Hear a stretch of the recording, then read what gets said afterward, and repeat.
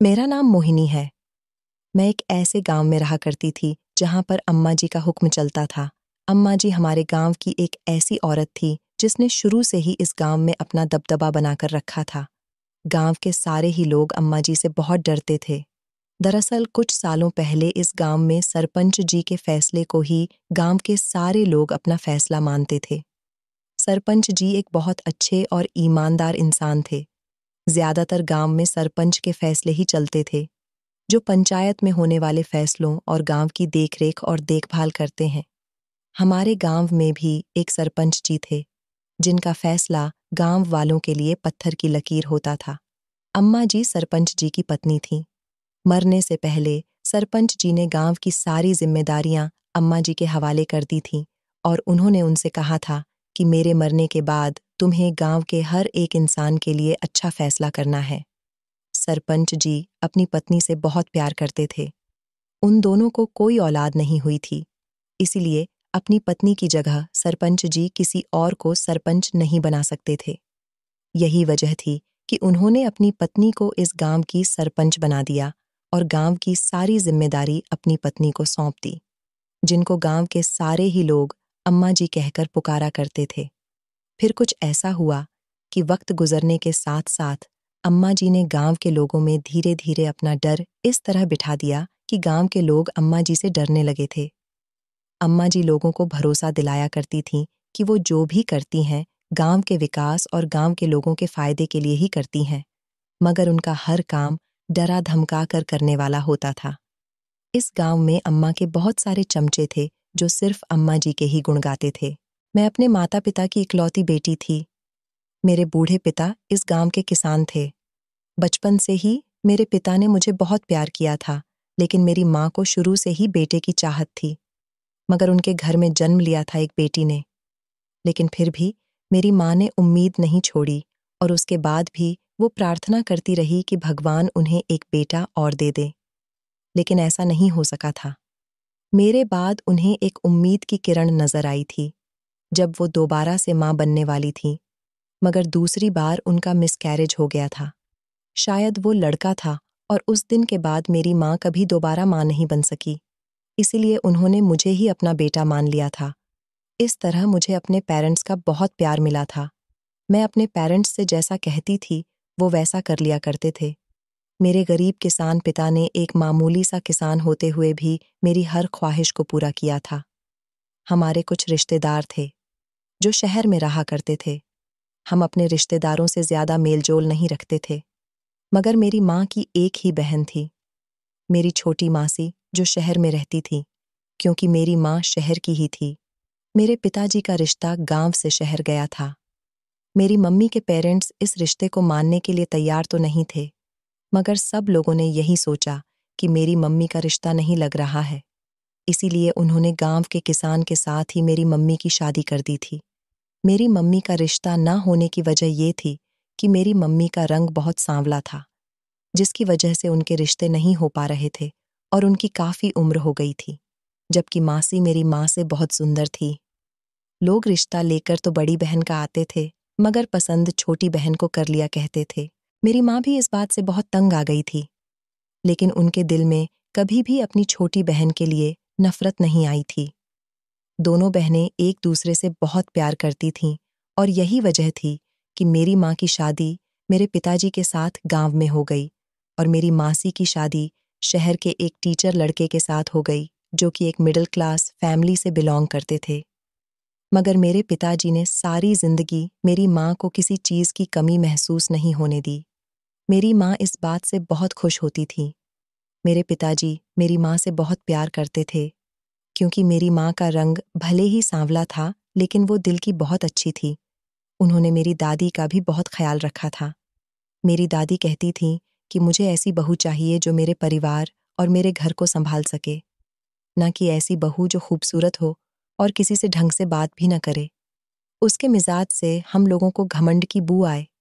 मेरी माँ तो ऐसी थी, वो जब बोलती थी तो उसके मुंह से शब्दों के फूलों की बरसात होती थी। मेरी दादी को शुरू से ही मेरी माँ जैसी लड़की ही अपने बेटे के लिए चाहिए थी। फिलहाल मेरी माँ ने पिताजी के साथ गरीबी के दिन तो जरूर गुजारे थे, लेकिन पिताजी ने कभी उन्हें परेशान या निराश नहीं होने दिया था। मेरी माँ भी कुछ ऐसी ही थी, हमेशा अपने पति को तसल्ली दिया करती थी कि आज हमारे दिन बुरे हैं तो कल को अच्छे भी होंगे। उन लोगों को मुझसे बहुत उम्मीद थी। वो लोग चाहते थे कि मैं शहर जाकर पढ़ूं, लेकिन शहर जाकर पढ़ने की मेरी एक बहुत बड़ी मजबूरी थी। मुझे भी पढ़ने का बहुत शौक था। हमारे गांव में ना तो कोई सरकारी स्कूल था और ना ही कोई प्राइवेट स्कूल था, क्योंकि यहाँ पर लड़कियों को शिक्षा दिलवाना बहुत बड़ा पाप माना जाता था, जबकि लड़कों की पढ़ाई में कोई रोक टोक नहीं थी। लड़के पढ़ सकते थे, लेकिन गांव में नहीं बल्कि शहर जाकर। न जाने क्यों हमारे गांव में ऐसा अंधविश्वास फैला हुआ था। इस गांव के सारे ही लोग अनपढ़ थे। यही वजह थी कि मेरे पेरेंट्स चाहते थे कि वो मुझे खूब पढ़ाए लिखाए और मैं किसी काबिल बनूं। मेरे पिताजी बताया करते थे कि सरपंच जी के दौर में गांव का अच्छा खासा विकास था, लेकिन जिस दिन से सरपंच जी इस दुनिया से गए हैं, तो अम्मा जी ने गांव का विकास ठीक से नहीं किया। हाँ, मगर अम्मा जी के होते हुए गांव में ना तो कभी कोई चोरी हुई है और ना ही कभी किसी लड़की की इज्जत के साथ खिलवाड़ हुआ। पिताजी कहते थे कि इन बातों में अम्मा जी बहुत अच्छी हैं। इस गांव के हर इंसान की जुबान पर अम्मा जी रहता था। अम्मा जी के गुण गाने वाले लोग अम्मा जी की तारीफ किया करते थे, तो उनकी बुराई भी किया करते थे। अम्मा जी की तारीफ तो लोग इसलिए करते थे क्योंकि वो गांव के एक ईमानदार सरपंच की पत्नी रह चुकी थी और उन्होंने कभी भी औरतों के साथ अन्याय नहीं होने दिया था। और बुराई इसलिए करते थे कि वो दूसरों पर रौब बहुत जमाती थी। लोगों से बात किस तरह की जाती है, ये तक अम्मा जी को नहीं आता था। वो तो बस दूसरों की बात सुने बिना ही अपना फैसला बयान कर दिया करती थी। हमारे गांव में इंसान अपनी मर्जी के मुताबिक कुछ भी नहीं कर सकता था। अगर किसी की बेटी की शादी है और उसकी शादी की डेट फिक्स करनी है या फिर पेरेंट्स लड़का लड़की का रिश्ता तय कर रहे हैं, तो वो भी अम्मा जी की मर्जी के बिना नहीं हो सकता था। अम्मा जी को गांव के हर लड़के के लिए लड़की और हर लड़की के लिए लड़का खुद ही पसंद करना होता था, और गांव के लोग भी अम्मा जी के फैसले और पसंद को अपनी सर आंखों पर रखते थे। उनका मानना था कि वो अपने बच्चों के लिए अम्मा जी के पसंद किए हुए रिश्ते चुनते हैं, तो उनके बच्चों की शादीशुदा जिंदगी में कभी भी कोई परेशानी नहीं आती। मैंने इस गांव में अम्मा जी के हाथों कुछ ऐसे भी फैसले होते हुए देखे थे जिनसे बहुत सारे लड़के लड़कियों का दिल टूट गया था। ये वो लड़के लड़कियां हुआ करते थे जो एक दूसरे से बहुत प्यार करते थे, और जब अम्मा जी को ये बात पता चलती थी तो वो उन दोनों को अलग करवाने में कोई कसर नहीं छोड़ती थी, क्योंकि हमारे गांव में मोहब्बत करना एक बहुत बड़ा जुर्म था। मोहब्बत करने वाले इंसान को कभी भी एक नहीं होने दिया जाता था, और जो ज़बरदस्ती एक दूसरे के साथ शादी करने की ज़रूरत करता था, उसको इतनी कड़ी सज़ा दी जाती थी कि वो कभी मोहब्बत का नाम भी अपनी ज़ुबान से नहीं निकाल सकता था। हमारे गांव में अम्मा जी एक और बात से फेमस थीं। वो ये थी कि गांव में अगर कोई भी लड़की अनाथ हो जाती थी, तो अम्मा जी उसकी सारी जिम्मेदारियां खुद ले लेती थीं। अगर वो बचपन में अनाथ हो जाती, तो अम्मा जी उसे अपने यहाँ रखती थीं, उसकी परवरिश करती थी और जवान होने पर उसकी शादी कर दिया करती थी। और अगर वो लड़की जवान होती थी, तो अम्मा जी उसकी शादी की जिम्मेदारी खुद लेती थीं, और सुना था कि वो लड़कियों की शादी गांव में नहीं बल्कि शहर में करवाती है। उनका मानना है कि जो लड़कियां अनाथ हो चुकी हैं, उनका अम्मा जी के अलावा और कोई दूसरा सहारा नहीं है। इस गांव में ना तो ज्यादा कारोबार है और ना ही यहाँ पर ज्यादा विकास है, इसीलिए वो चाहती थी कि अनाथ लड़कियों का शहर में सुकून से गुजर बसर हो। कभी कभी मैं भी सोचती थी कि अम्मा जी गांव के लोगों के साथ बड़ा ही अन्याय करती हैं। गांव में विकास नहीं करती, और जो लड़कियां अनाथ हो जाती हैं उनकी जिंदगी संवारने के लिए उनको शहर में ब्याह देती हैं। फिलहाल मुझे इन बातों से कोई लेना देना नहीं था।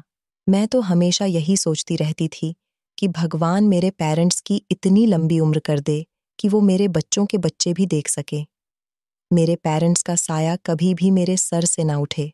गांव में अम्मा जी अगर किसी गली से भी गुजर जाती थीं, तो लोग जोर जोर से अम्मा जी जिंदाबाद के नारे लगाया करते थे। इस गांव में अगर किसी का बोलबाला था, तो वो थी अम्मा जी। कई सालों पहले सरपंच जी के लिए भी लोग इसी तरह से नारेबाजी किया करते थे। मगर सरपंच जी को ये सब कुछ पसंद नहीं था।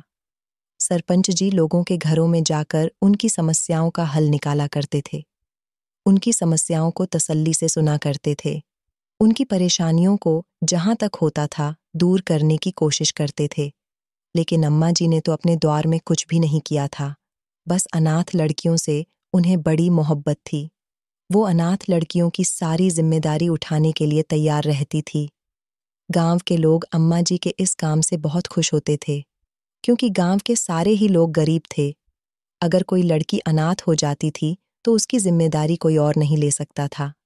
यही वजह थी कि अम्मा जी उन लड़कियों की जिम्मेदारियों को शादी करने तक निभाया करती थी। गांव में मेरी एक दोस्त थी, जिसका नाम तनु था। मुझे तनु बहुत पसंद थी। हम दोनों शुरू से ही एक दूसरे की बहुत अच्छी फ्रेंड्स रहे थे। तनु का घर हमारे घर के पड़ोस वाला ही था। तनु के पिता की मौत उस समय हुई थी, जब तनु की उम्र 16 साल थी और उसके छोटे भाई की उम्र 5 साल थी। तनु की माँ खेतों में जाकर काम किया करती थी। बेचारी बड़ी मुश्किल से जिंदगी गुजार रही थी, क्योंकि उसकी माँ भी बीमार रहती थी और अपने बच्चों के लिए बीमारी की हालत में भी काम किया करती थी, ताकि अपना और अपने बच्चों का पेट पाल सके। मगर मैं इन मामलों में बहुत भाग्यशाली थी। मेरे पिता भले ही किसान थे, लेकिन वो अपनी बेटी की वजह से बहुत मेहनत किया करते थे। मेरे पिता मुझे चोरी चुपके पढ़ा रहे थे। ये बात गांव में कोई नहीं जानता था, सिर्फ तनु के अलावा, क्योंकि वो मेरी बहुत अच्छी दोस्त थी और मैं उसे अपनी हर बात शेयर किया करती थी। दरअसल जब मैं छोटी थी, तब मैं कभी-कभी शहर अपनी मासी के घर चली जाया करती थी। मेरी मासी के घर जाना मुझे बहुत पसंद था, क्योंकि मेरी मासी मुझे बहुत प्यार करती थी और कई बार जब वो हमसे मिलने के लिए हमारे गांव आती थी और कुछ दिन गुजार कर हमारे गांव से शहर जाती थी, तब भी मैं उनके साथ साथ चली जाती थी। उनकी एक बेटी थी, जो मेरी अच्छी दोस्त बन गई थी, और 2 बेटे भी थे, जिनके साथ मैं बचपन से ही बहुत घुली मिली थी। मुझे बचपन से ही अपनी मासी के घर जाने का, शहर का माहौल देखने का बड़ा ही शौक था। मेरी मासी के बच्चे स्कूल जाया करते थे। जब मैं बचपन में मासी के बच्चों को स्कूल जाता हुआ देखती थी, तो मेरे मन में भी उनको देखकर पढ़ने की चाहत जागती थी और घर आने के बाद मैं अपने पिताजी से जिद किया करती थी कि मुझे भी स्कूल जाकर पढ़ना है, अपने मासी के बच्चों की तरह। तो पिताजी को तभी से ही मुझे पढ़ाने का लगाव जाग उठा था।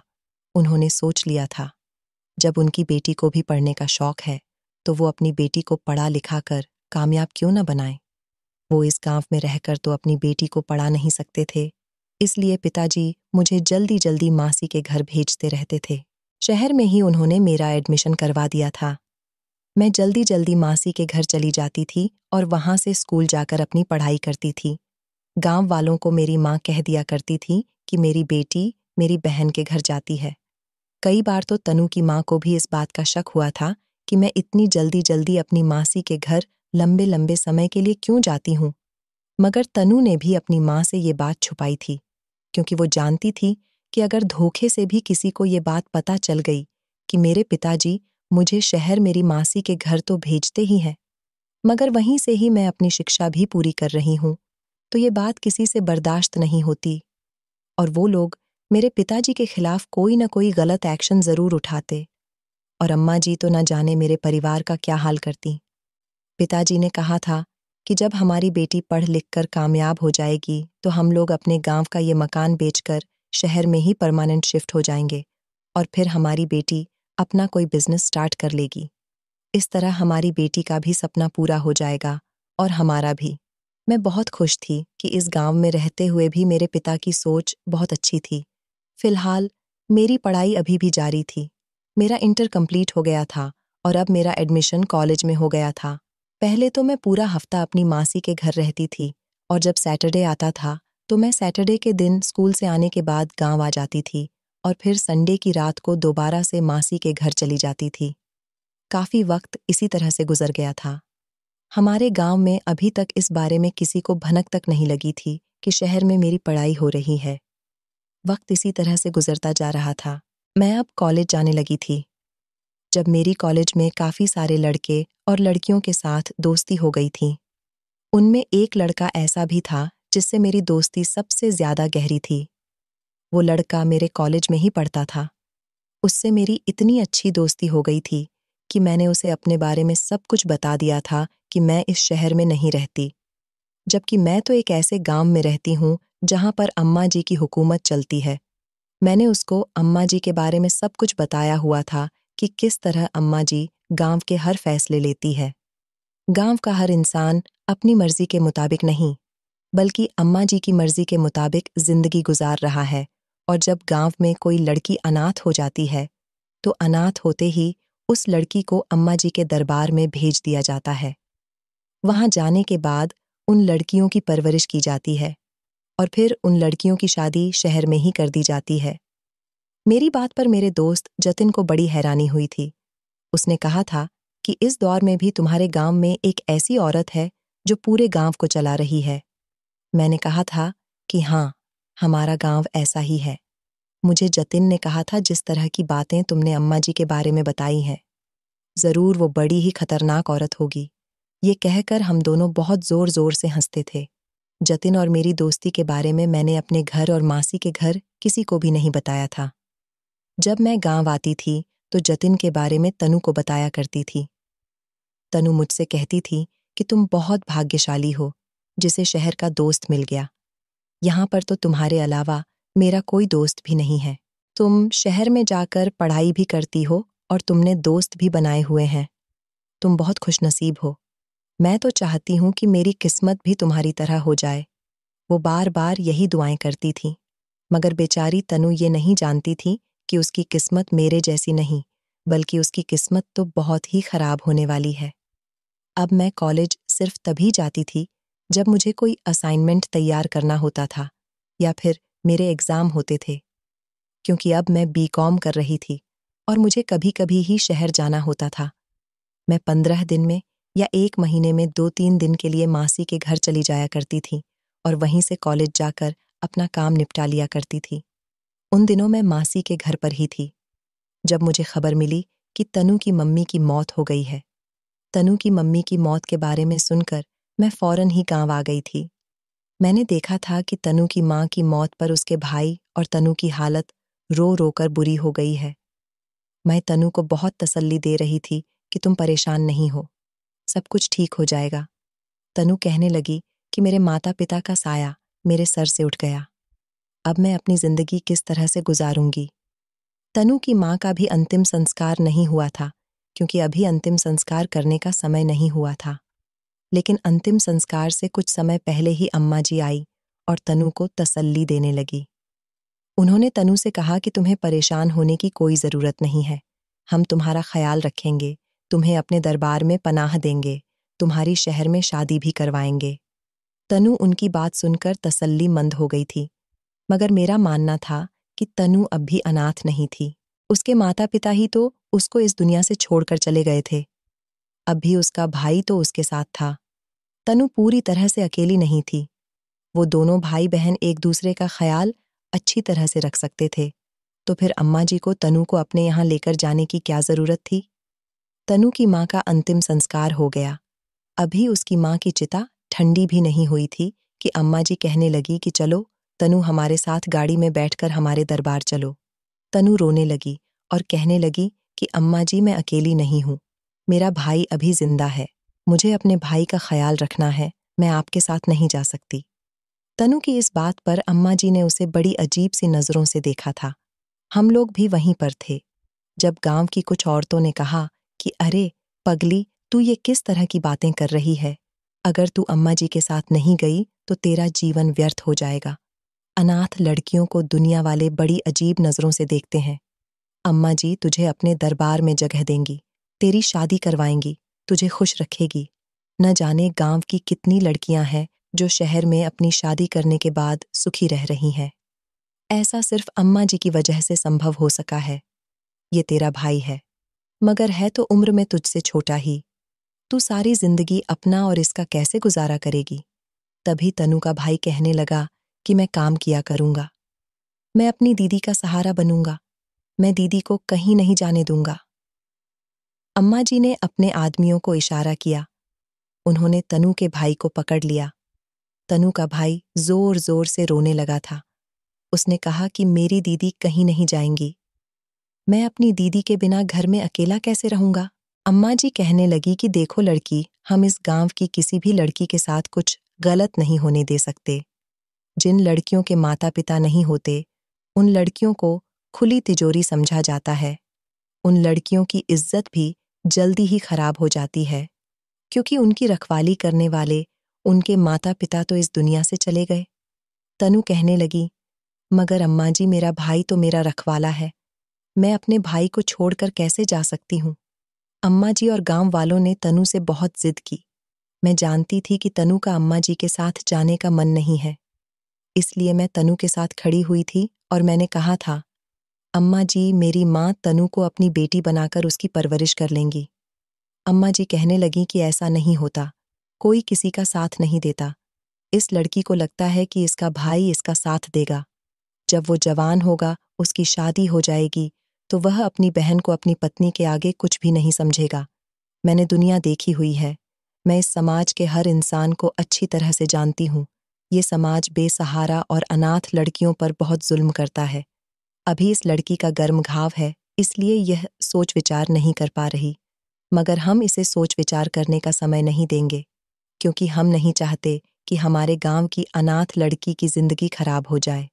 अम्मा जी ने अपने साथ लाई हुई 2 औरतों को तनु को गाड़ी में बिठाने का इशारा किया और वो जबरदस्ती तनु को गाड़ी में बिठाकर ले गई थी, जबकि मैंने और तनु के भाई ने उन्हें रोकने की बहुत कोशिश की थी।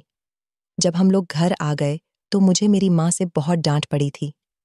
माँ ने कहा था कि तुम्हें क्या जरूरत थी अम्मा जी के आगे इतनी बातें करने की?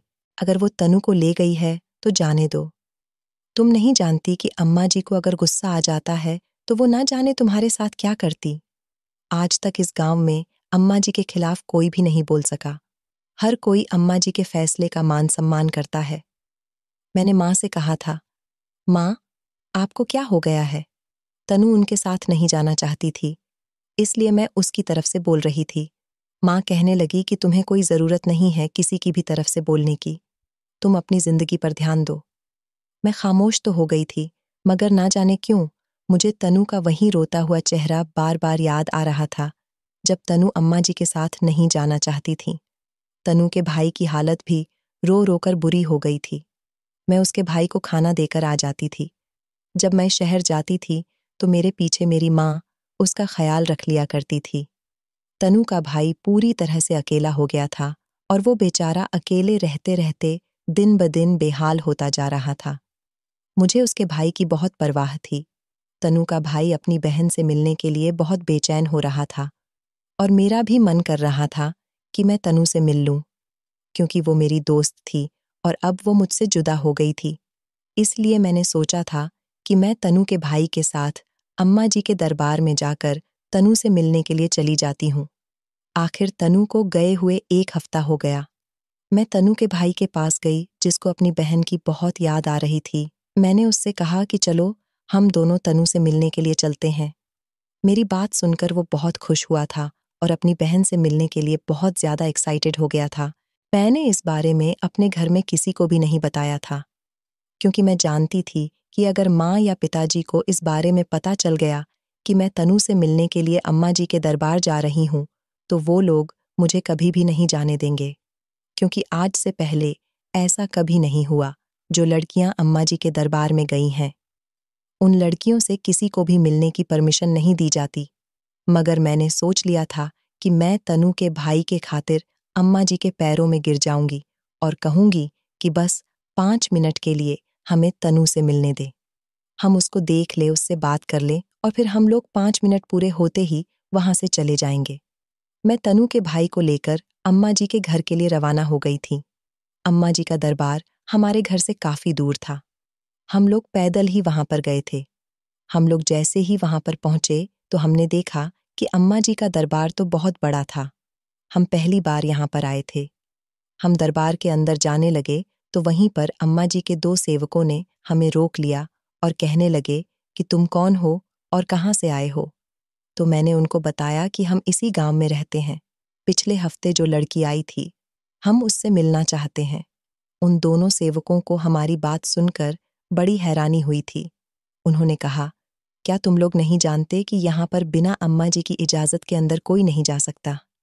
मैंने कहा, हाँ भैया, आप अम्मा जी के पास जाओ और उनसे कहो कि हम तनु से मिलने के लिए आए हैं और वो हमें उससे मिलने की परमिशन दे दें। हम तनु से सिर्फ 5 मिनट मिलकर चले जाएंगे।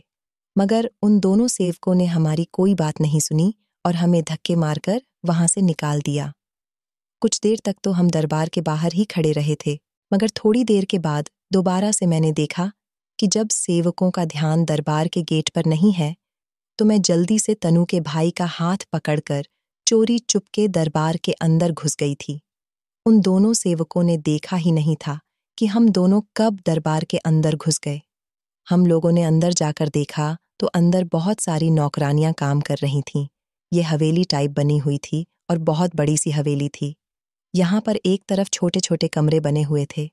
इन कमरों में कौन रहता था, ये बात तो मैंने नहीं देखी थी, मगर इन कमरों में बैठी हुई 2-3 लड़कियों पर मेरी नज़र गई थी, जिनकी हालत बहुत बुरी थी। न जाने ये लड़कियां यहाँ ऐसे क्यों बैठी हुई थीं। हमने सोचा इन्हीं में से किसी कमरे में तनु भी होगी, इसलिए हम हर कमरे में झांक कर देख रहे थे। तनु का भाई कहने लगा कि दीदी, कहीं ऐसा ना हो कि हम लोग यहाँ आने के बाद फंस जाएं। मैंने तनु के भाई को कहा था, चुप करो सोनू, ऐसा कुछ नहीं होगा। हम यहाँ पर कोई गलत काम नहीं करने आए, बल्कि अपनी तनु से मिलने के लिए आए हैं। तनु को ढूंढते ढूंढते हम थक गए थे। काफी देर तक हमने इस दरबार के चारों तरफ चक्कर लगा लिए थे, जहां पर ये कमरे बने हुए थे। हम दरबार के अंदर नहीं जा सकते थे, क्योंकि दरबार के अंदर बहुत सख्त पहरा था। हम जानते थे कि दरवाजे पर खड़े हुए सेवकों की तरह अंदर भी हमें कोई जाने नहीं देगा। हम निराश होकर वहां से लौटने ही वाले थे कि तभी सामने की तरफ से तनु भागती हुई आई और झट से अपने भाई के गले लगकर फूट फूट कर रोने लगी। फिर उसका ध्यान मेरी तरफ गया तो वो मेरे भी गले लगी और कहने लगी कि तुम दोनों यहाँ पर क्यों आए हो? हमने कहा कि हम तुमसे मिलने के लिए आए हैं। हमें तुम्हारी याद आ रही थी। तनु की हालत बहुत ज्यादा खराब हो रही थी। उसके शरीर पर चोटों के निशान थे। मैंने तनु से कहा कि तुम्हारी ये हालत कैसे हुई है? तनु कहने लगी कि मोहिनी, तुम्हें यहाँ नहीं आना चाहिए था। ये जगह जवान लड़कियों के लिए बिल्कुल भी ठीक नहीं है। मोहिनी, तुम यहाँ से चली जाओ। तुम मेरी परवाह मत करो। तनु को देखकर ऐसा लगता था जैसे वो यहाँ की कैदी है और ना जाने कब से वो यहाँ पर रह रही है। ऐसा लगता था जैसे तनु से जबरदस्ती कोई काम करवाया जा रहा है और उसके साथ मारपीट भी की जा रही है। मैं इसके आगे तनु से कुछ और बातचीत करती, इतनी ही देर में 2 नौकरानी आई और जबरदस्ती उन्होंने तनु का हाथ पकड़ा और उसे खदेड़ते हुए ले जाने लगी। मैं और सोनू तनु को आवाज देते रह गए, मगर वो तनु को लेकर वहां से जा चुकी थी और उन्होंने आवाज लगाकर 2-3 सेवकों को भी बुला लिया था और उनसे कहने लगी कि ये दोनों यहाँ दरबार के अंदर कैसे आए, इन्हें यहाँ से ले जाओ। तभी 2-3 आदमी आए और उन्होंने हम दोनों को पकड़कर दरबार से धक्के मारकर निकाल दिया और ये भी कहा कि आज के बाद अम्मा जी के दरबार में कदम रखने की जरूरत नहीं है। जब तक अम्मा जी की इजाजत ना हो, यहाँ पर अम्मा जी की इजाजत के बिना कोई भी नहीं आता। हम लोग वहां से तो आ गए थे, मगर ना जाने क्यों तनु की खराब हालत और उसका रोता हुआ चेहरा बार बार मेरी आंखों के सामने घूम रहा था। हम लोगों को घर पहुंचने में लगभग 1 घंटा लग गया था। मेरी माँ मुझसे बार बार सवाल करने लगी कि तुम कहाँ गई थी, मगर मैंने अपनी माँ को कुछ भी नहीं बताया। सोनू भी रोते हुए अपने घर में चला गया था। उस बेचारे को तो उसकी बहन के होते हुए भी पूरी तरह से अकेला कर दिया गया था। सारी रात इसी बेचैनी ने मुझे सोने तक नहीं दिया था। मैं यही सोच रही थी कि जरूर दरबार के अंदर तनु के साथ कुछ न कुछ गलत किया जा रहा है। तभी तो उसकी हालत इतनी खराब हो रही थी, वरना वो ऐसी नहीं थी जैसी हालत में मैंने उसे आज देखा था। 2-3 दिन गुजर गए थे जब मुझे शहर जाना था, क्योंकि अब मेरे एग्जाम का टाइम आ गया था और मुझे पूरे 1 हफ्ते के लिए एग्जाम देने शहर जाना था। उस 1 हफ्ते में मेरे 2 एग्जाम थे, इसलिए मुझे मासी के घर पर रहना था। मैं मासी के घर भी गई तो मेरे बिहेवियर में काफी सारे चेंज थे। मेरा ऐसा खामोश खामोश बिहेवियर देखकर मासी भी सोच में पड़ गई थी और वहां पर सभी लोग मुझसे पूछ रहे थे कि तुम्हें क्या हो गया है। तुम इतनी खामोश क्यों रहती हो? मगर मैंने किसी को भी कुछ नहीं बताया था। लेकिन जब मैं कॉलेज में खामोश बैठी हुई थी, तो मुझे खामोश और परेशान देखकर जतिन ने जब ये सवाल किया, तो ना जाने क्यों मैंने जतिन के सामने सब कुछ बता दिया। मैंने उसे बताया कि तनु की कंडीशन बहुत खराब थी। मैं तनु की वजह से परेशान हूँ, क्योंकि मैं तनु के भाई सोनू को अपने साथ अम्मा जी के दरबार में उससे मिलने के लिए चली गई थी। मेरी बात सुनकर जतिन ने कहा कि तुम्हें इतना बड़ा कदम अकेले नहीं उठाना चाहिए था। तनु का भाई तो बच्चा है, मगर तुम जवान हो, तुम्हारे साथ वहां कुछ भी हो सकता था। तुमने जिस तरह मुझे बताया है, उस हिसाब से तो मुझे यही लगता है कि तुम्हारे गांव की अम्मा जी बड़ी खतरनाक औरत हैं। भले ही वो अनाथ लड़कियों की मदद करती है, मगर मेरा दिल नहीं मानता कि वो एक अच्छी औरत है। मैंने जतिन से कहा था कि नहीं नहीं अम्मा जी अच्छी औरत हैं। उन्होंने कभी भी औरतों के साथ गांव में कुछ गलत नहीं होने दिया। हर औरत उनकी तारीफ करती है। अम्मा जी के होते हुए किसी की हिम्मत नहीं हुई कि वो हमारे गांव की औरतों या बेटियों को कोई नजर उठाकर भी देख सके। जतिन कहने लगा कि चलो अच्छी बात है, भगवान करे ऐसा ही हो, लेकिन तुम तनु के लिए परेशान मत हो सकता है उसकी तबीयत ठीक ना हो। जतिन की बात मुझे एक तरह से ठीक भी लगी थी। मैंने सोचा ऐसा भी तो हो सकता है कि तनु की तबीयत ठीक नहीं हो, इसलिए उसे किसी से मिलने नहीं दिया जा रहा हो, और फिर मैं इस तरह अपनी पढ़ाई पर ध्यान देने लगी थी। ये 1 हफ्ता भी पूरा होने वाला था। अब की बार मेरा आना 15 दिन के बाद होता, क्योंकि मेरे बाकी के एग्जाम की डेट 15 दिन के बाद की थी। इस दौरान जतिन ने मुझे प्रपोज कर दिया था। उसने कहा था कि वो मुझसे बहुत प्यार करता है और वो चाहता है कि पढ़ाई कंप्लीट होने के बाद उसकी जॉब लग जाए, और जैसे ही जॉब लगेगी तो वो मुझसे शादी कर लेगा। उसने कहा था कि इस दौरान मैं चाहता हूं कि मैं अपना रिश्ता तुम्हारे घर भेज दूं, ताकि तुम्हारी और मेरी मंगनी हो सके। जतिन कहने लगा, अगर मैं लव मैरिज करूंगा तो मेरे घर वालों को कोई एतराज नहीं होगा। मैंने जतिन को बताया कि हमारे गांव में मोहब्बत से शादी नहीं होती, तो जतिन कहने लगा कि तुम्हारे गांव ये बात किसी को पता नहीं चलेगी कि हम दोनों एक दूसरे से मोहब्बत करते हैं। मैंने जतिन से कहा, मगर हमारे गांव की लड़कियों के लिए लड़का अम्मा जी ही पसंद करती हैं, और लड़कों के लिए भी अम्मा जी ही लड़कियों को पसंद करती हैं। ये बात सुनकर जतिन जोर जोर से हंसने लगा था। वो कहने लगा, आखिर ये किस तरह का डिसीजन है जो पेरेंट्स को लेना चाहिए, लेकिन गांव की सरपंच लेती है। मैं मानता हूं कि सरपंच का काम गांव के फैसले लेना होता है, लेकिन उसका ये काम नहीं होता कि जो फैसले माता पिता को अपनी औलाद के लिए लेने चाहिए, वो फैसला भी गांव की सरपंच ही करें। मैंने जतिन से कहा था, मगर हमारे गांव में तो ऐसा ही होता है। पर जतिन कहने लगा कि तुम ये सब कुछ मेरे ऊपर ही छोड़ दो, मैं तो तुमसे शादी करके ही रहूंगा, भले ही मुझे जमाने से लड़कर तुम्हें जीतना पड़ जाए। जतिन की बातों से मैं बहुत इम्प्रेस हुआ करती थी। मुझे भरोसा था कि जतिन मुझसे शादी जरूर करेगा, और मुझे अपने मम्मी पापा पर भी भरोसा था कि जब जतिन इज्जत के साथ मेरे घर रिश्ता भेजेगा, तो मेरे पेरेंट्स इस रिश्ते को एक्सेप्ट कर लेंगे, क्योंकि बचपन से लेकर अब तक उन्होंने मेरी हर ख्वाहिश को पूरा किया था। वो शहर में मुझे चोरी चुपके पड़ा भी रहे थे, तो मेरी शादी भी किसी न किसी तरह जतिन के साथ कर ही देंगे। अब की बार जब मैं घर आई थी, तो मैं यह नहीं जानती थी कि मेरी खुशहाल जिंदगी में भी एक ऐसा मोड़ आने वाला है जो मेरी पूरी जिंदगी को बदल कर रख देगा। मैं पूरे 1 हफ्ते में घर आई थी। मैंने देखा था कि मेरे पिताजी बिस्तर से लग गए थे। उनकी तबीयत बहुत ज्यादा खराब हो गई थी।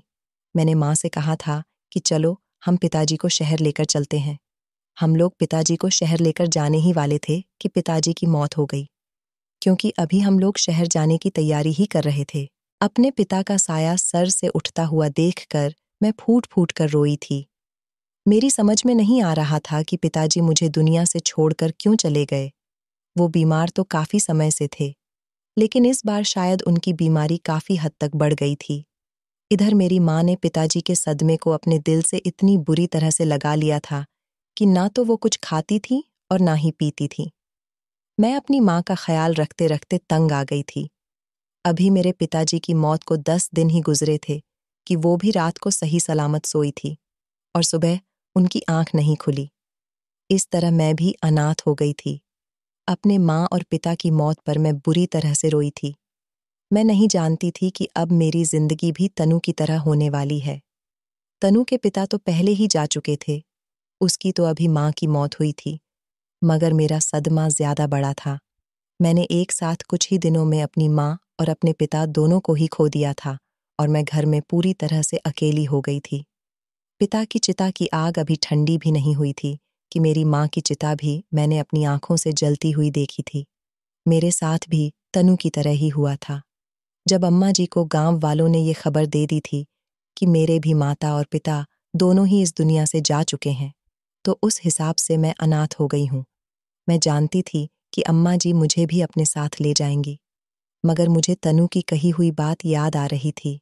तनु ने कहा था कि ये जगह तुम्हारे लिए ठीक नहीं है, यहाँ पर कभी आने की गलती मत करना। इसलिए मैंने सोच लिया था कि मैं अम्मा जी के साथ नहीं जाऊंगी, लेकिन अम्मा जी तो इस गांव की सरपंच थी और यहाँ उनकी ही मर्जी चलती थी। इसलिए वो तनु की तरह मुझे भी जबरदस्ती उठाकर ले गई। मेरी एक नहीं सुनी। मैंने उनसे कहा था कि मैं अपनी मासी के साथ शहर चली जाऊंगी, वहां पर ही जिंदगी गुजार लूंगी। मेरी माँ और पिताजी की मौत पर मासी गांव ही आई हुई थी। मासी ने भी अम्मा जी को रोकने की बहुत कोशिश की थी, मगर अम्मा जी तो किसी की सुनने वाली ही नहीं थी और वो मुझे जबरदस्ती अपने दरबार में ले गई थी। अम्मा जी ने यही कहा था कि हमारे गांव की लड़कियां ना तो अपने रिश्तेदारों के पास जाती हैं और ना ही इस गांव से बाहर। जब हम खुद सारी अनाथ लड़कियों की जिम्मेदारी उठाने के लिए तैयार हैं, तो फिर तुम लोगों को क्या जरूरत है अपने रिश्तेदारों के पास जाने की। मुझे इस तरह से दरबार के अंदर लाया गया था जैसे मैं अम्मा जी के दरबार में नहीं बल्कि कोई कैदी हूं और मुझे जेल में डाला जा रहा है। मुझे एक ऐसे कमरे में बंद कर दिया गया था जिसमें पूरी तरह से अंधेरा था। दिन के ही समय मुझे इस कमरे में बंद कर दिया गया था। न दरवाजा खोला गया था और ना ही खिड़की। मेरे दिल से अपने माता पिता का सदमा नहीं निकल पा रहा था कि अम्मा जी ने मुझे यहाँ पर लाकर मेरे साथ ऐसा क्यों किया था। कमरे में बैठे बैठे मुझे दिन से रात हो गई थी। जब अचानक कमरे का दरवाजा खुला, मैं बहुत घबरा गई थी कि रात को कमरे के अंदर कौन आया है। मुझे लगा कि कोई नौकरानी होगी, मगर रात के अंधेरे में कुछ मर्द कमरे के अंदर आए थे और उन्होंने मुझे आकर पकड़ लिया। ये कौन थे और कहाँ से आए थे? मैं इनको नहीं जानती थी, क्योंकि कमरे में पूरी तरह से अंधेरा था, जिसकी वजह से मैं सिर्फ इन लोगों की आवाज़ सुन पा रही थी। ना इनका चेहरा देख सकती थी और ना ही खुद को इन लोगों से बचा सकती थी और ना ही इस अंधेरे से भाग सकती थी। मैं भागने की कोशिश करती तो ये लोग मुझे पकड़ लिया करते थे। ये लगभग 4 लोग थे और फिर इन लोगों ने मेरे साथ वो किया जिसके बारे में मैंने कभी सोचा भी नहीं था। इन सब ने मेरी इज्जत के साथ खिलवाड़ किया था। अगर मैं बचने की कोशिश करती तो ये लोग मुझे बुरी तरह से मार रहे थे। मेरे शरीर में बहुत दर्द हो रहा था। इन लोगों ने मेरे साथ बड़ी बेरहमी से गलत काम किया था और मुझे बहुत मारा था। ये लोग अपना काम करने के बाद जा चुके थे। मैं बेहोश हो चुकी थी और जब सुबह को मुझे होश आया और मैंने कमरे का दरवाज़ा खुला हुआ देखा, जिसकी रोशनी कमरे के अंदर आ रही थी। जब मैंने अपनी हालत पर गौर किया तो मेरे होश उड़ गए थे, क्योंकि मेरे शरीर पर भी बहुत सारे चोटों के निशान थे और मेरे शरीर में जान भी नहीं थी। फिर मुझे याद आया कि जैसी हालत मेरी है, ऐसी ही कुछ हालत मैंने तनु की भी देखी थी। अब मैं समझ गई थी कि ये अम्मा जी लड़कियों की परवरिश नहीं करती थीं, बल्कि रात के समय इन लड़कियों की इज्जत को निवाला बनाकर इन भेड़ियों के लिए छोड़ देती थीं। इस रात मेरे साथ जैसा हुआ था, ऐसा ही हर बार होने लगा था। मुझे यहाँ पर आए हुए अभी सिर्फ 5 दिन ही गुजरे थे। मैंने सुना था कि यहाँ पर आने वाली अनाथ लड़कियों के आगे पीछे कोई नहीं होता, इसलिए कोई उनसे यहाँ पर ना तो मिलने के लिए आता है और ना ही उनकी कोई खैर खबर लेता है। इसी बात का फायदा उठाते हुए अम्मा जी अनाथ लड़कियों की इज्जत उन मर्दों से खराब करवाती है जो पैसे देकर औरत की हवस को लूटना पसंद करते हैं। इस तरह अम्मा जी खूब सारा पैसा कमा रही थीं। जब लड़कियों को यहाँ पर रहते हुए 4-5 महीने गुजर जाते हैं और वो पुरानी हो जाती हैं, तो उन्हीं लड़कियों को शहर सप्लाई कर दिया जाता है। शहर में भी उन लड़कियों को अमीर लोगों के हवाले कर दिया जाता है। वो लड़कियां बिक जाती थीं और अम्मा जी गांव के लोगों को बताती थीं कि मैंने उन लड़कियों की शादी शहर में कर दी है। दरअसल अम्मा जी लड़कियों की शादी शहर में नहीं करती थीं, बल्कि उन्हें गलत तरीके से बेच दिया करती थीं। यही अम्मा जी का बिजनेस था। उसने लोगों का भरोसा इसी तरह से जीत रखा था और उसने गांव में दबदबा बनाया हुआ था कि कोई भी इंसान किसी भी लड़की की इज्जत खराब न करे। दरबार की लड़कियों की इज्जत खराब करने वाले मर्द गांव के नहीं होते थे, बल्कि शहर से बुलाए जाते थे, जो अम्मा जी को एक एक रात के ढेर सारे पैसे देकर जाते थे। अब मैं अम्मा जी का सारा खेल समझ गई थी, मगर मैं इस जुल्म के खिलाफ आवाज नहीं उठा सकती थी, क्योंकि अम्मा जी मेरा भी अच्छी तरह से फायदा उठा रही थीं। मैं चाहती थी कि अम्मा जी को सजा मिले, मगर ऐसा होना नामुमकिन था। मेरी मदद करने वाला कोई भी नहीं था। मुझे इस दौरान जतिन की बहुत याद आती थी। मैं दिन रात रोती रहती थी और जतिन को याद करती रहती थी, जो मुझे प्यार करता था। उसे तो पता भी नहीं होगा कि मेरे साथ क्या क्या हुआ है, मगर फिर कुछ दिन गुजरने के बाद भगवान ने मेरी प्रार्थना सुन ली थी। जब मैंने एक दिन जतिन को यहाँ पर सेवक के रूप में देखा। हम लड़कियों को एक टाइम का खाना मिलता था, जो कि हम सब लोग अपने अपने कमरों में खाते थे, लेकिन बाहर की ताज़ी हवा खाने के लिए, जिससे हम जिंदा रह सके, उसके लिए हमें कमरे से बाहर निकलकर दरबार के अंदर ही अंदर टहलना होता था। इस दौरान मेरी मुलाकात कई बार तनु से भी हुई थी। तनु को भी जब सारी बात पता चली, तो उसे बहुत अफसोस हुआ था कि मेरे माता पिता भी इस दुनिया से जा चुके हैं, और जैसा तनु के साथ और गांव की बाकी लड़कियों के साथ हो रहा है, ऐसा अब मेरे साथ भी हो रहा था। तभी मैंने जतिन को भी देखा था, और फिर जतिन एक बार मेरे कमरे में मुझे खाना देने के बहाने से आया था। उसने मुझे बताया कि वो यहाँ तक कैसे पहुंचा। जतिन ने मुझे बताया कि जब तुम कॉलेज में एग्जाम देने नहीं पहुंची, तो मैं तुम्हारी मासी के घर गया था। वहां जाकर मुझे इन्फॉर्मेशन मिली कि तुम्हारे मम्मी पापा इस दुनिया से जा चुके हैं और अब तुम कॉलेज नहीं आओगी और तुम्हें भी अम्मा जी के दरबार में भेज दिया गया है। मैं तभी समझ गया था कि जरूर तुम्हारे साथ कुछ गलत हो रहा होगा, क्योंकि तुमने तो मुझे अम्मा जी के बारे में सब कुछ बताया हुआ था। इसीलिए मैंने अम्मा जी के बारे में सारी जांच पड़ताल निकाली, क्योंकि मैं तुम तक तभी पहुंच सकता था जब मैं अम्मा जी का सेवक बन जाता। इसलिए मैंने अपना रूप बदल लिया और गांव वालों के गेटअप में आ गया। अम्मा जी को यकीन दिलाया कि मैं इस गांव का ही हूं। मैं अम्मा जी के पैरों में गिर गया और उनसे कहा कि अम्मा जी मुझे नौकरी दे दो। मैं बहुत गरीब हूं, यहाँ पर आपकी सेवा करूंगा। आप जो काम बताओगी मैं वो सारे ही काम किया करूंगा। अम्मा जी मुझे नहीं जानती थी कि मैं यहाँ पर पैसों के लिए नहीं, बल्कि तुम्हारी तलाश करने के लिए आया हूं। मैंने सोच लिया था कि मैं तुम्हें इस अम्मा जी के चंगुल से निकाल कर ही रहूंगा। जिस समय मेरी जतिन से बात हो रही थी, ये आधी रात का समय था। जतिन कहने लगा कि मैं यहाँ पर बड़ी मुश्किल से तुम तक पहुंचा हूं। तुम अभी और इसी वक्त मेरे साथ चलो। मैं जानता हूं कि यहाँ पर तुम्हारे और बाकी लड़कियों के साथ क्या किया जाता है। कुछ दिन गुजरने वाले हैं जो लड़कियां बहुत पुरानी हो गई हैं, उन लड़कियों को शहर में सप्लाई कर दिया जाएगा। मैं नहीं चाहता कि तुम्हें भी सप्लाई कर दिया जाए। मैं तुम्हें खोना नहीं चाहता, मैं तुम्हें बचाना चाहता हूँ। मेरे साथ अभी भाग चलो। मैंने यहाँ से भागने का सारा बंदोबस्त कर लिया है, क्योंकि मैंने यहाँ के हर रास्ते की जांच पड़ताल कर ली है। जतिन मेरा हाथ पकड़कर मुझे ले जाने लगा, तभी मैंने अपने कदम जमीन पर जमा लिया। जतिन को देखकर मैं खुश तो बहुत हुई थी। मैं जानती थी कि मुझे कैसे भी करके जतिन बचा लेगा। अब मुझे यहाँ डरने की कोई ज़रूरत नहीं है, लेकिन मैं जतिन के साथ नहीं जाना चाहती थी। मैंने जतिन से कहा कि मैं तुम्हारे साथ नहीं जाऊंगी। तो जतिन कहने लगा कि तुम ये कैसी बातें कर रही हो? तुम्हें यहाँ से चलना ही होगा। हम लोग शहर चलेंगे, यहाँ से भागकर दूर चले जाएंगे और वहाँ जाकर अपनी ज़िंदगी गुजारेंगे। इस तरह तुम भी सही सलामत ज़िंदगी गुजार सकोगी। तुम जानती हो कि यहाँ आने वाली लड़कियों के साथ बहुत बुरा होता है। कुछ लड़कियों को तो मारा भी गया है। मैंने जतिन से कहा कि मैं सब कुछ जानती हूँ। अगर मैं तुम्हारे साथ यहाँ से भाग गई, तो सिर्फ मेरी और तुम्हारी ज़िंदगी ठीक हो जाएगी। मगर उन लड़कियों का क्या होगा, जो यहाँ पर फंसी हुई है? ये लड़कियां इसी गांव की नहीं, बल्कि आस पड़ोस के गांव की भी हैं, जिन पर अम्मा जी का रोब चलता है, और अम्मा जी ने दूसरे गांव के लोगों को भी अपनी मुट्ठी में कर रखा है, और वो लड़कियों को उन दरिंदों की हवस पूरी करने लिए छोड़ देती हैं, जो अम्मा जी को पैसे देते हैं। पैसे अम्मा जी की जेब में जाते हैं और इन अनाथ लड़कियों की जिंदगी बर्बाद हो जाती है। मैं चाहती हूँ कि हम किसी भी तरह अम्मा जी का सारा राज गांव वालों के सामने लेकर आएं, बल्कि पूरी दुनिया के सामने लेकर आएं।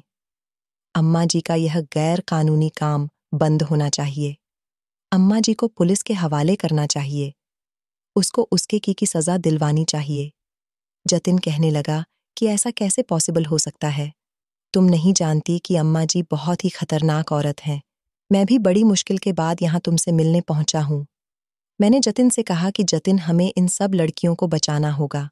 तुम एक समझदार इंसान हो, पढ़े लिखे हो। यहाँ पर तुम्हारे अलावा ये काम और कोई नहीं कर सकता जो तुम कर सकते हो। फिर ना जाने जतिन के दिमाग में क्या आइडिया आया और उसने मुझसे वादा किया। वो कहने लगा कि मैं तुम्हें बचाकर ही रहूंगा, बल्कि मैं यहाँ की सारी लड़कियों को बचाऊंगा और अम्मा जी की सच्चाई पूरी दुनिया के सामने लेकर आऊंगा।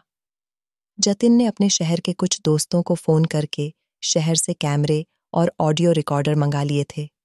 जतिन ने इन सब का अरेंजमेंट किया और उसने हिडन कैमरा अपने कपड़ों में छुपा लिया था। जतिन अब ज्यादातर टाइम अम्मा जी के साथ गुजारने लगा था। अम्मा जी को जतिन पर बाकी के सेवकों की तरह भरोसा हो गया था और जतिन ने उस समय की भी वीडियो बना ली थी जिस समय लड़कियों के साथ गलत काम होते थे। जतिन रात के समय कमरे से बाहर उन मर्दों की वीडियो बनाया करता था जो अम्मा जी को उस समय पैसे दे रहे होते थे और अम्मा जी उन लोगों से लड़कियों के बारे में बातें कर रही होती थीं। दरबार की भी वीडियो बना ली गई थी जहां पर ढेर सारी लड़कियां रहती थीं। उनके साथ मारपीट होती थी, उनके साथ जबरदस्ती की जाती थी और वो सारी ही वीडियो बनाने के बाद जतिन ने उसके शहर के एक दोस्त को सेंड कर दी थी। जतिन के दोस्त ने इस वीडियो को न्यूज़ चैनल पर चलाया था। जतिन का दोस्त एक न्यूज़ रिपोर्टर था और फिर उसके बाद ये न्यूज़ पूरे सोशल मीडिया और टीवी चैनल पर धूम मचा चुकी थी। ये खबर जब लोगों को पता चलने लगी कि गांव की एक सरपंच, जिसको अम्मा जी कहा जाता है, वो लड़कियों को अनाथ होने के बाद उनकी जिम्मेदारी नहीं लेती बल्कि उनका गलत फायदा उठाती है, उनके साथ गलत व्यवहार होता है, उन सारी लड़कियों को मर्दों के हवाले छोड़ दिया जाता है। ऐसा इसलिए होता है क्योंकि लड़कियों के आगे पीछे कोई नहीं होता और गांव में आज तक किसी की इतनी मजाल नहीं हुई कि कोई भी अम्मा जी के खिलाफ जा सके। सोशल मीडिया में तो हमारे गांव की खूब बदनामी हुई थी और अम्मा जी की भी खूब बदनामी हो रही थी। अम्मा जी आग बबूला हो गई थी कि आखिर किसकी इतनी हिम्मत हुई जिसने यहाँ से वीडियो बनाकर वायरल की है। हमारे गांव में पुलिस आई, बहुत सारे मीडियाकर्मी भी आ गए। पुलिस ने अम्मा जी को अरेस्ट कर लिया था। उसके दरबार में छापा मारा गया था। वहां पर जब सारी लड़कियों से पूछताछ की गई तो सारी ही लड़कियों ने अम्मा जी को ही दोषी ठहराया था और सब कुछ बता दिया था। इस तरह गांव वालों का गुस्सा बढ़ गया था। जब गांव वालों को अम्मा जी की हकीकत पता चली तो उन लोगों ने अम्मा जी को मारने की कोशिश की थी, मगर पुलिस ने कहा था कि अब ये केस हमारे हाथ में आ गया है, हम अम्मा जी को सजा देंगे। अम्मा ने अपने पैसे और रुतबे से पुलिस वालों को खरीदने की कोशिश की थी, मगर ये खबर पूरी दुनिया में आग की तरह फैल चुकी थी, इसलिए अम्मा जी को चाहकर भी किसी की मदद नहीं मिल सकती थी। अम्मा जी चारों तरफ से घिर चुकी थीं। अम्मा जी के दरबार से जितनी भी लड़कियां बरामद हुई थीं, उन्होंने अम्मा जी के खिलाफ बयान देकर उन्हें जेल में डलवा दिया था। इस तरह अम्मा जी जेल पहुंच गई। वहां की सारी लड़कियां आज़ाद हो गईं, मगर जो लड़कियां शहर में बिक चुकी थीं, उन लड़कियों का कुछ पता नहीं चला। गांव का माहौल अब तो पूरी तरह से बदल चुका है। मैं भी जतिन के साथ आ गई थी। जतिन मुझे शहर लेकर आ गया और फिर उसने मेरे साथ शादी कर ली थी। उसने मुझे एक्सेप्ट भी कर लिया। तनु भी रिहा होकर अपने भाई के पास चली गई थी और ना जाने ऐसी कितनी लड़कियां थीं जो ना जाने कब से अम्मा जी के पास कैद थी। अब सब कुछ बिल्कुल ठीक हो गया। हमारे गांव में अब किसी भी सरपंच का कानून नहीं चलता, बल्कि वहां पर पुलिस व्यवस्था की गई है और पुलिस अपने हिसाब से गांव को संभाल रही है। मैं जतिन के साथ बहुत खुश हूं। हमारे गांव के हालात अब पहले से काफी बेहतर हो चुके हैं। वहां पर स्कूल, अस्पताल, पुलिस स्टेशन, बैंक खुलवाए गए। गांव वालों के लिए जितना हो सका उनकी मदद की गई। मैं जतिन के साथ शहर आ गई हूं, मगर मैं जल्दी जल्दी जतिन के साथ गांव भी जाती रहती हूं ताकि अपने गांव वालों का प्यार पा सकूं, क्योंकि गांव वालों को जब ये बात पता चला कि ये सब कुछ मेरे और जतिन की वजह से हुआ है, तो गांव वालों ने मुझे बहुत प्यार किया था और कहा था कि हर बेटी को पढ़ाना चाहिए और हर बेटी को हिम्मत से लड़ना चाहिए। उसकी सोच होनी चाहिए कि वह अंधविश्वास के खिलाफ और आरोप के खिलाफ लड़ सके, वरना आज तक गांव में किसी की भी इतनी हिम्मत नहीं थी जो अम्मा जी के खिलाफ आवाज भी उठा सकता और उनको सजा दिलवा सकता। ऐसा सिर्फ मेरी सोच की वजह से पॉसिबल हो सका था। तो इस कहानी के बारे में आपकी क्या राय है? कमेंट करके ज़रूर बताइएगा दोस्तों, आपको हमारी ये कहानी कैसी लगी? आप हमें कमेंट बॉक्स में ज़रूर बताइए। यदि आपके पास भी ऐसी कोई प्यारी सी कहानी है या फिर ऐसी कोई कहानी जिससे कुछ शिक्षा मिले, तो आप हमारे साथ उसको ज़रूर शेयर करें। दोस्तों, यदि आपको हमारी ये वीडियो अच्छी लगे, तो आप हमारी इस वीडियो को लाइक शेयर ज़रूर करें और ऐसी ही दिल को छू लेने वाली प्रेरणादायक कहानियाँ सुनने के लिए हमारे चैनल को भी सब्सक्राइब करें। यदि आप हमें फेसबुक पर देख रहे हैं, तो आप हमारे फेसबुक पेज को लाइक और फॉलो ज़रूर करें। तो दोस्तों, फिर मिलते हैं ऐसी ही ज़बरदस्त कहानी या टिप्स के साथ नई वीडियो में। तब तक के लिए धन्यवाद। आप सभी अपना ख्याल रखना।